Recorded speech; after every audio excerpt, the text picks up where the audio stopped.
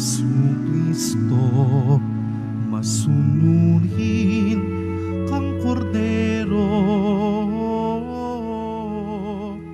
sa katubusan ng tao, hain sa krus ang buhay mo.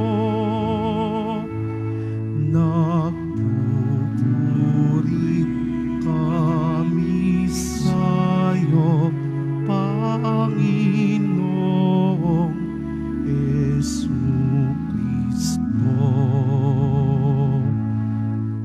Sumainyo ang Panginoon. At sumairi. Ang mabuting balita ng Panginoon ayon kay San Mateo.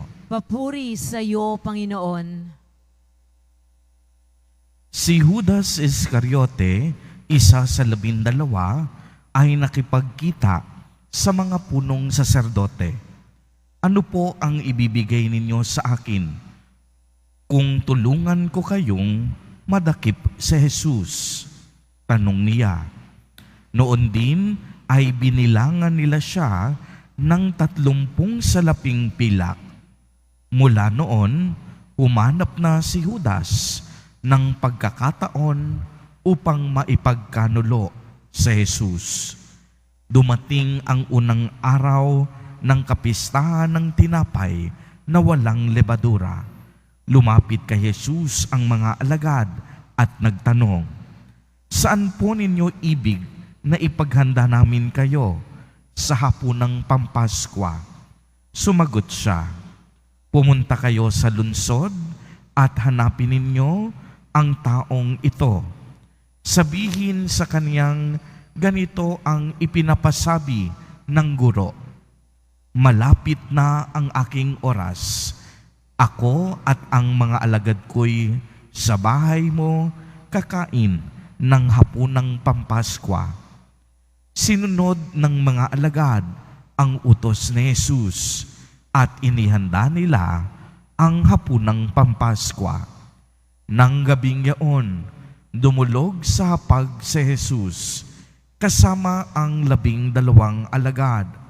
Samantalang sila'y kumakain, nangusap si Jesus, "Sinasabi ko sa inyo, isa sa inyo ang magkakanulo sa akin." Nanlumo ang mga alagad at isa-isa'y nagtanong sa kanya, "Ako po ba, Panginoon?" Sumagot siya, "Ang kasabay kong sumausaw sa mangkok ang siyang magkakanulo sa akin. Papanaw ang anak ng tao ayon sa nasusulat, ngunit sa banang magkakanulo sa kaniya, mabuti pang hindi na ipinanganak ang taong iyon." Si Judas na magkakanulo sa kanya ay nagtanong din, "Guro, ako po ba?" Sumagot si Jesus, "Ikaw na ang nagsabi." Ang mabuting balita ng Panginoon. Pinupuri ka namin, Panginoong Hesukristo. Magandang umaga po sa inyong lahat, mga kapatid kay Kristo. Sa lahat po ng ating mga taga-subaybay sa iba't ibang online platforms at sa lahat ng ating mga kadiboto sa iba't ibang panig ng Pilipinas at maging sa buong mundo kung saan tayo ay naaabot ngayon ng ating live streaming. Mapayapang umaga din po sa inyong lahat.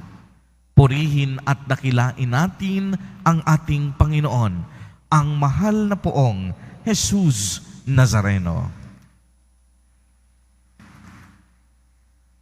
Mga kapatid kay Kristo at mga kadiboto, malugod po namin kayong tinatanggap sa Basilica Minor at Pambansang Dambana ni Jesus Nazareno. Ngayon po ay Miyerkules Santo. Ito po ay kilala sa tawag na Spy Wednesday, sapagkat ginugunita natin ang araw na kung saan nagpahiwatig si Jesus Nazareno kung sino sa kaniyang mga alagad ang magkakanulo sa Kanya. Nakilala natin ito bilang si Judas Iscariote. Kung babalikan natin ang Ebanghelyo, pumunta siya sa mga punong saserdote, matatanda ng bayan, eskriba, pariseo, upang tanungin kung magkano ang ibibigay nila sa kanya kapag ibinigay niya ang impormasyon kung nasaan si Jesus Nazareno. At napagkasunduan ang pambayad 30 pilak. Sa halagang ito, ang ating Panginoong Jesucristo ay ipinagkanulo. Napakasakit isipin kung sino pa ang alagad mo, siya pa ang magkakanulo sa iyo. Kung sino pa ang kasama mong kumain, kung sino pa ang kasama mo sa iyong paglalakbay, kung sino pa ang kasama mo sa iyong mga gawaing pangkaligtasan, ay siya pa ang magtatraidor at hindi gagawa ng mabuti sa iyo. Masakit ding isipin na ang kabayaran ng pagkamakasarili at kasakiman ng isang tao ay ang paghihirap at pagdurusa ng kaniyang kapwa. Mga kapatid kay Kristo at mga kadiboto, sa makabagong panahon, napakalakas ng panawagan ng katanyagan, ng kasikatan at ng kayamanan. Minsan, umaabot pa nga po na kailangang tapakan at hamakin mo ang ibang tao para lamang makamit ang iyong pangarap. Ipinapaalala sa atin sa araw na ito sa pamamagitan ng Ebanghelyo na ang kasikaman, pagiging tuso at ganid ay isang maling daan. Uulitin ko po, ang kasakiman, ang pagiging tuso at pagiging ganid ay isang maling daan. Kinalaunan ay bubulagin din tayo ng ating konsensya gaya ng nangyari kay Judas Iscariote. Hindi pa man niya nagagamit ang 30 pirasong pilak na ibinigay sa kanya, ay nadurog na agad ang kaniyang puso nang malaman niya ang hatol na kamatayan na ibinigay kay Jesus Nazareno. Subalit, ang lahat ng ito kailangang maganap dahil ito higit sa lahat kalooban ng Diyos.